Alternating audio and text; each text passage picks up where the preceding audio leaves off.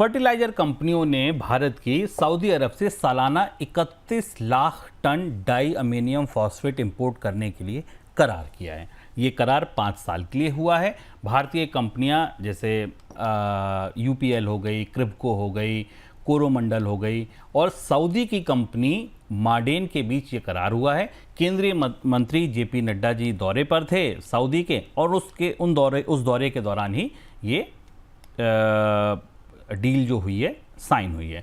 Sir, deal के ब्यौरे क्या हैं और ये कितनी महत्वपूर्ण है?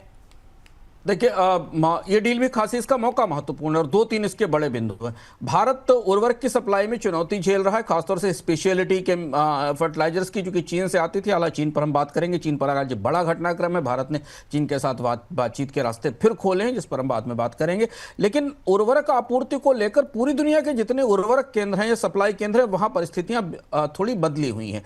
खासतौर पर भारत में जो रॉ मटेरियल डीएपी के लिए आता है, डाई अमोनियम फॉस्फेट के लिए, वो मध्य पूर्व के देशों से आता है, जिसमें ईरान भी है, जिसमें मध्य पूर्व के बड़े देश भी हैं। और उन सारे क्षेत्रों में या तो चोक पॉइंट्स पर प्रॉब्लम है या सामान लाने की दिक्कत है। प्रमुख रास्ते चाहे वो स्वेज और बाब एल मंदाब का हिस्सा हो या हुर्मुज का हो, इन पर खतरा बना हुआ है। इसलिए पूरी दुनिया की जो उर्वरक सप्लाई है, जो फर्टिलाइजर सप्लाई है, उसकी सप्लाई चेन नए सिरे से संरक्षित हो रही। और भारत ने इसलिए अब सऊदी कंपनी माडेन से एक बड़ा करार किया। 3 बड़ी कंपनियां इसमें शामिल है। इसमें क्रिप्को शामिल है, इसमें सेंट्रल इंसेक्टिसाइड लिमिटेड है और कोरोमंडल है। इन्होंने करीब 3.1 मिलियन टन के आसपास हर साल का डीएपी इंपोर्ट या रॉ मटेरियल इंपोर्ट सऊदी अरब से किया जाएगा।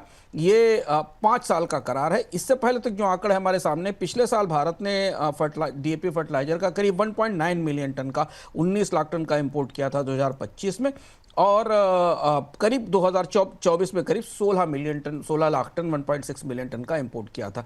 तो भारत ने अब अपनी निर्भरता डीएपी के इंपोर्ट के मामले में सऊदी अरब पर बढ़ा दी है और ये काफ़ी बड़ी निर्भरता है। सऊदी अरब से वो कच्चा माल आएगा जिससे कि भारत में डीएपी बनेगी।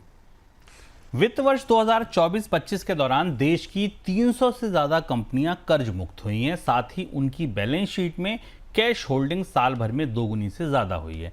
ये दर्शाता है कि कंपनियां नया निवेश करने से कन्नी काट रही हैं।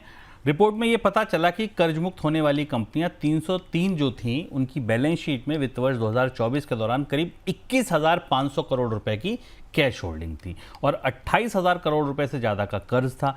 लेकिन अब वो कंपनियां 50,000 करोड़ से ज़्यादा की कैश होल्डिंग पर बैठी हैं। सर, इन आंकड़ों की रोशनी में अगर भारतीय अर्थव्यवस्था और कंपनियों की बैलेंस शीट दोनों की भीतरी स्थिति का अनुमान लगाना हो तो आपको कैसी दिखती है? 3 बेहद महत्वपूर्ण संकेत इन आंकड़ों से निकलते हैं, जो भारतीय अर्थव्यवस्था के लिए, निवेशकों के लिए और रोजगार चाहने वालों के लिए महत्वपूर्ण है। और इसे आप 3 अलग अलग तरीके से देख सकते हैं और यही आंकड़ों की अपने आप में खूबसूरती होती है कि आप इन्हें अलग अलग तरीके से कैसे समझें।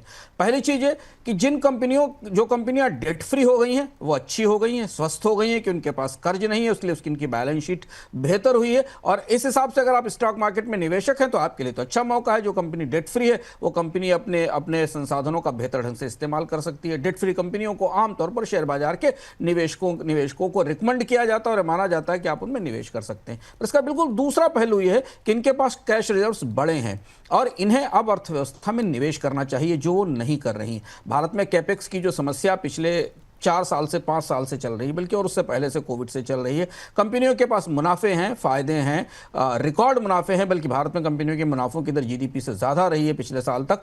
इसके बाद भी कंपनियां अब निवेश नहीं कर रही हैं। कर्ज से मुक्त होने के बाद उनके पास जो सरप्लस कैश रिजर्व है उसे सामान्य रूप से अर्थव्यवस्था में मांग के लिए, निवेश के लिए जाना चाहिए। तो अब क्या ये कैपेक्स में बदलेगा? ये 300 कंपनियां जिनकी सूची हमें मिली है या जिनके बारे में आंकड़े हैं, ये कंपनियां निवेश करेंगी। भारतीय अर्थव्यवस्था में ऐसे संकेत नहीं है कि कंपनियां तत्काल निवेश करने जाएं। तो ये कैश सरप्लस किसी दूसरे तरीके से दूसरे एसेट्स क्लास में निवेश होने के लिए जाएगा। और तीसरी महत्वपूर्ण बात यह कि डेट फ्री होने के बाद बैंकों के लिए एक बड़ी चुनौती होती है, क्योंकि बैंक अब इस समय क्रेडिट ऑफटेक की चुनौती झेल रहे हैं। और ऐसा पहली बार हो रहा है कई दशकों में, जब ब्याज दरें कम होने के बाद भी बाजार में कर्ज की मांग नहीं है। कॉर्पोरेट्स तो डेट बेच रहे हैं, हटा रहे हैं, रिपे कर रहे हैं, तो इसलिए नए कर्जदार बैंकों के लिए ढूंढना अब मुश्किल होगा। तो ये 3 इसके आयाम हैं।